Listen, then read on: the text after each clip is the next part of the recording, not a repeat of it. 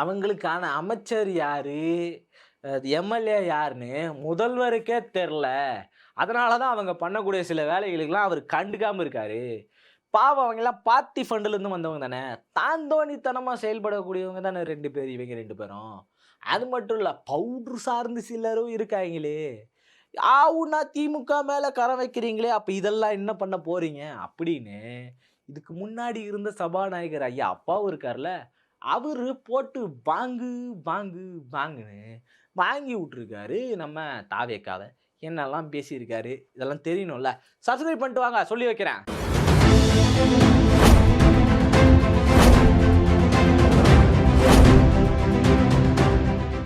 வணக்கம் அன்பு தமிழ் சொந்தங்களே. நம்ம இதுக்கு முன்னாடி இருந்த முன்னாள் முன்னாள் சபாநாயகர் இருக்கார்ல, ஐயா அப்பாவு ஐயா. அவரு கொஞ்சம் ஆக்ரோஷமாயிட்டார் போல. திமுக மேல தொடர்ந்து வழக்குகள் போடுறது. அனிதா ராதாகிருஷ்ணன் போடுறது, ஐயா மார்கண்டேயன் ஐயா மேல போடுறது, செந்தில் பாலாஜி அவர்கள் மேல போடுறது, தொடர்ந்து ஜென்சி டிஎம்கேன்னு வந்தா அவைங்க மேலயும் வழக்கு போடுறது.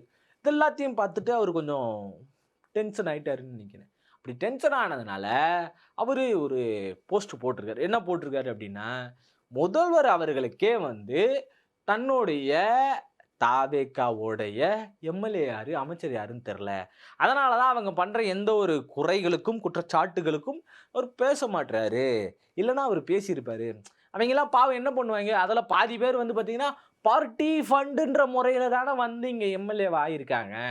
அப்படின்னு சொல்லியிருக்காரு. ஆமா, சமீபத்தில இந்த எலக்ஷனுக்கு முன்னாடி நம்ம நெறைய விஷயங்கள் கேள்விப்பட்டது கூட என்ன அப்படின்னு பார்த்தீங்கன்னா, அ ஒரு சீட்டுக்கு 5,00,000 கேட்குறாங்களாம்பா அப்படின்ற மாரி பல விஷயங்கள் இங்க வந்துச்சு. 5,00,000 இல்ல 5,00,00,000 அப்படின்னு பல விஷயங்கள் பரவிக்கிட்டே வந்துச்சு. இது எல்லாமே நம்ம பார்த்தோம் தான். பார்க்காமலாம் கிடையாது. இது ஒரு பக்கம் இருந்தாலும், அதுக்கப்புறம் அவர் என்ன சொல்றாரு அப்படின்னு பார்த்தீங்கன்னா, இங்க அமைஞ்சிருக்கிறது கூட்டணி ஆட்சி தான். தனி ஆட்சிலாம் கிடையாது. தனியாலாம் இங்க வந்து யாரும் ஆட்சி அமைக்கல.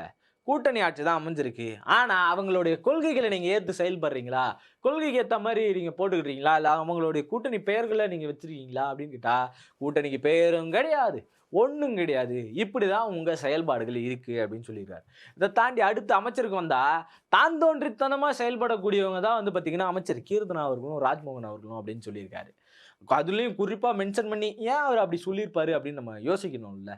ராஜ்மோகன் அண்ணன் தான் தோன்றித்தனமா செய்றாரான்னு கேட்டா, கிடையவே கிடையாது.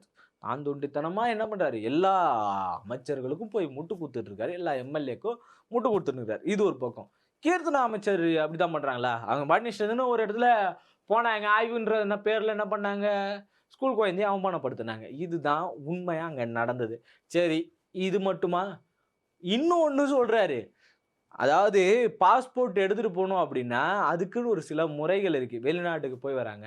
அரசு சார்ந்த நிகழ்ச்சியா போய் வராங்க அப்படின்னா, தனி பாஸ்போர்ட்ட பயன்படுத்தக்கூடாது. அதுக்குன்னு தனி பாஸ்போர்ட் இருக்கு. அத தான் பயன்படுத்தணும்.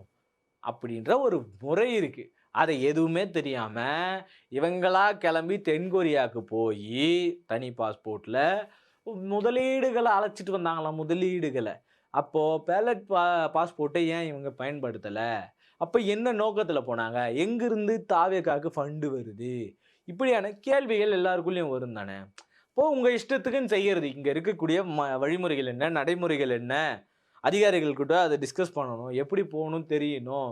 என்ன பாஸ்போர்ட் நீங்க யூஸ் பண்ணணும்னு தெரியணும். அரசு சார்ந்த நிகழ்ச்சியா போறீங்கன்னா, அதுக்கான பாஸ்போர்ட்ட தான் நீங்க பயன்படுத்தணும். ஒரு அமைச்சரும் இதுக்காக என்ன போயிருக்காரு, வந்திருக்காரு. அப்படின்றத தான் நீங்க பார்த்துருக்கணும். ஆனா அப்படி செயல்பட்டீங்களா? தான் தோன்றித்தனமா தான முழுக்க நீங்க செயல்படுறீங்க. அப்படின்றத போட்டு அந்த இடத்துல உடைன்னு உடைச்சிருக்காரு. அது நிதர்சனமான உண்மையும் கூட. அவைங்க அப்படிதான் செயல்பட்டுக்கிட்டு இருக்காங்க. பாவம் அது தெரியல அவங்களுக்கு. தெரிஞ்சிருந்தா அப்படி பண்ணியிருப்பாய்ங்களா? இன்னொரு பக்கம் அடுத்த அமைச்சரு, அ ஒரு ஸ்டேடியத்துல உட்காந்து குழந்தைக்கு வந்து பார்த்தீங்கன்னா, மாத்திரை போடணும்.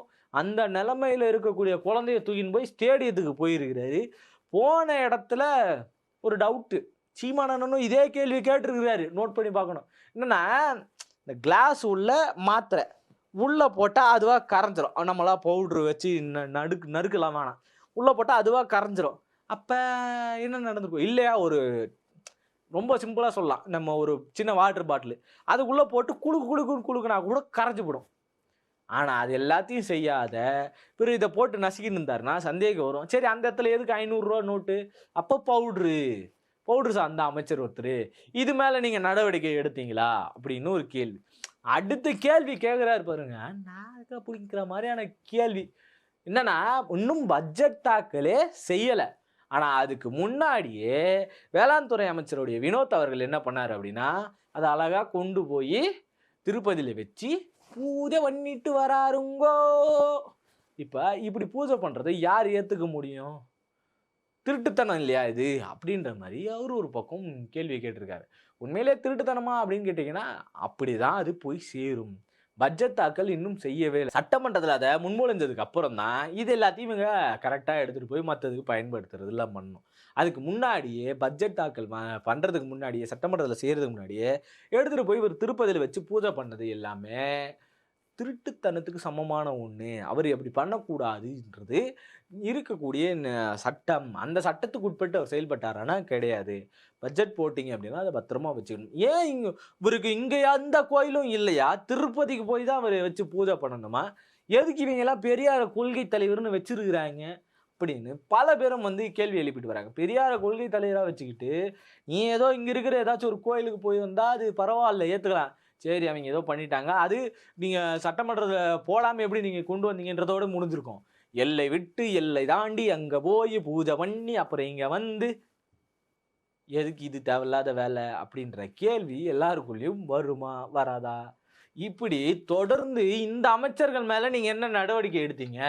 உங்களுக்கு எதிரான கருத்துக்கள் யார் வச்சாலும் அண்ணன் மார்க்கண்டேயவா இருக்கட்டும், ஜென்சி டிஎம்கேவா இருக்கட்டும், அனிதா ராதாகிருஷ்ணனா இருக்கட்டும், யாரா இருந்தாலும் அவங்க மேல தான் நீங்க குறி வச்சு பேசுறீங்களே தவிர, ஒரு இடத்துல கூட அவங்கள எல்லாரையும் கைது பண்றீங்களே தவிர, ஒரு இடத்துல கூட இந்த தவறுகள செஞ்சது, இவங்கள பத்தி நீங்க என்ன சொல்லி செஞ்சிருக்கீங்க?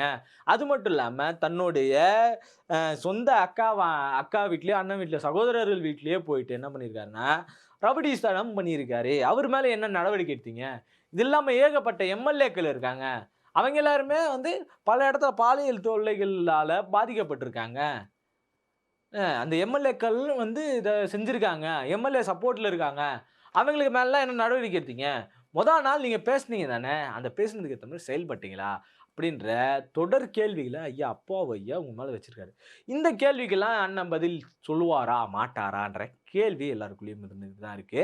ஆனா அண்ணன் சீமான் அண்ணன் பேசுனதும் சரி, இவரு பேசுனதும் சரி, ஒரே நேர்கோட்டுல போய் அடி அடி அடின்னு அடிச்சுக்கிட்டே இருக்காய்ங்க. ஆனா இது எதுக்குமே தாவேகா சைட்லருந்து பதிலே வரல.